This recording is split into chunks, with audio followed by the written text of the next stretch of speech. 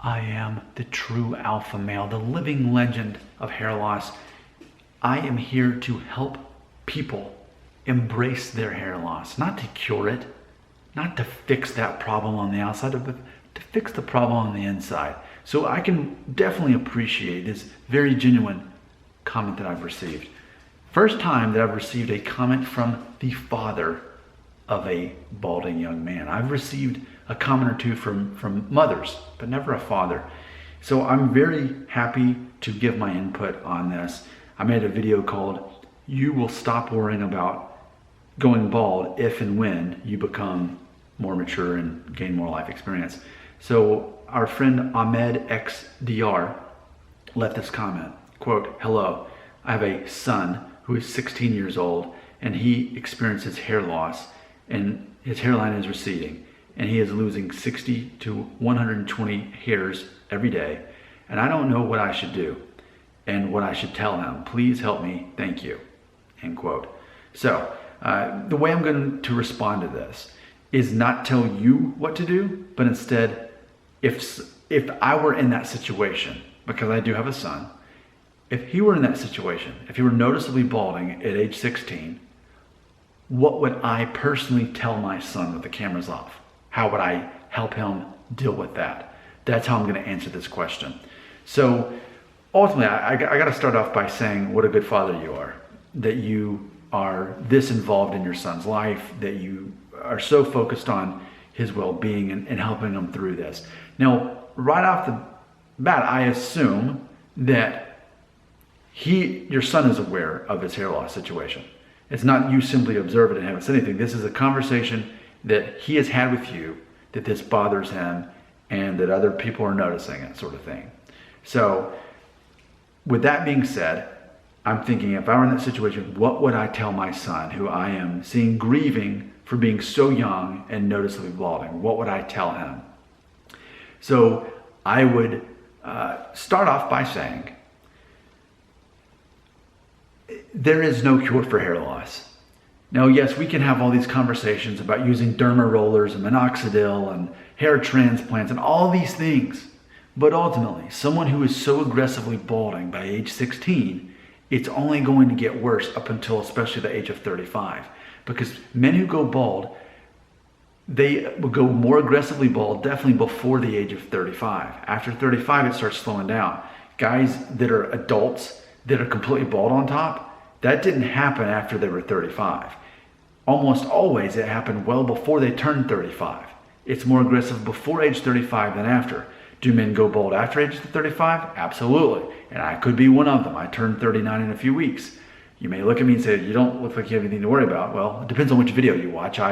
When I wet my hair or slick it back or zoom in on the camera, there are certain angles and lighting where it makes it look much worse. And there are people who say, yes, absolutely, you're going to be bald in a few years.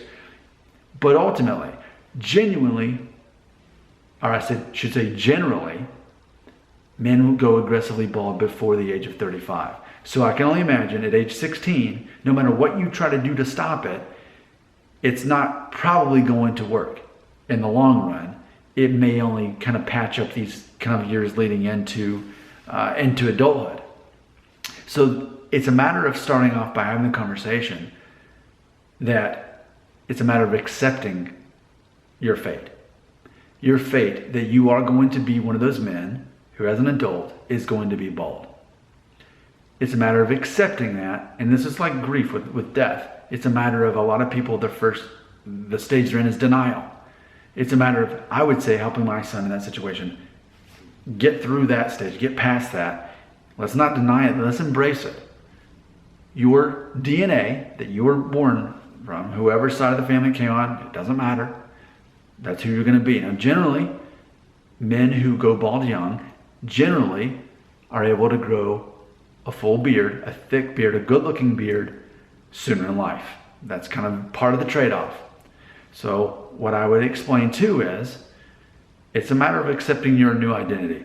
Yes, you're going to look older while you're young.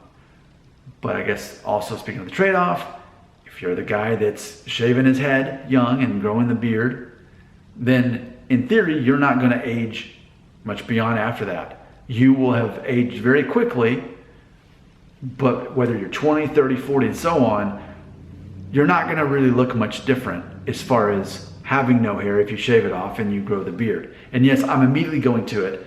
If it's that bad, then you shave your hair off. You embrace the beard. And specifically, you start working out. In age 16, not too young to be working out. The gym that I go to, when it's not closed due to COVID-19, will allow you to start working out at age 16. And it's a matter of, when you are young, yes, so much of your identity is based on your looks. As you become a man, so much less of it is about how you look and more about what you know and how you can help people and how you make other people feel good about themselves. But as far as what parts you will be judged on your outward appearance, people aren't judging you on your hair. They're judging you, if they're judging you on your appearance, they're judging you on your physical fitness. They really are. Because that you can control. You can't really control your DNA, which determines when you go bald. You can try to slow it down artificially, but what you can control is your body and working out and how you diet. And that is quite attractive to women, and men definitely respect another man who has enough control in his life, enough discipline in his life, that he is going to be working out nearly every day in a gym, eating all the right stuff.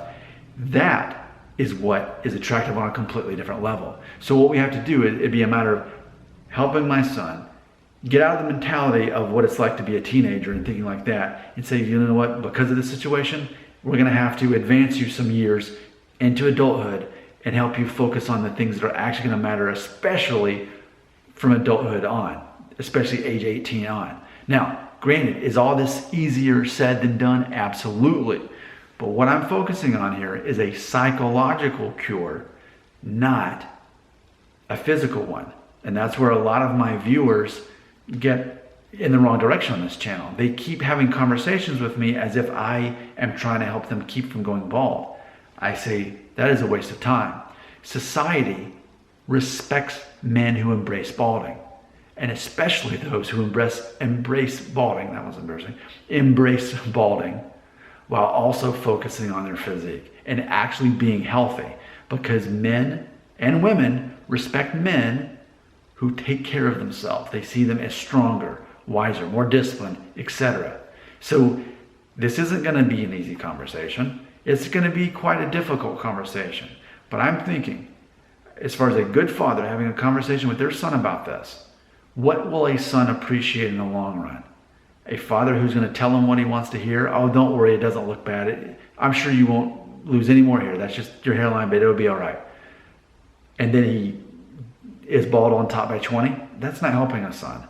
Helping a son is having an honest conversation with him about this. It's a matter of, he is going to have a more mature look and identity quicker than most guys his age.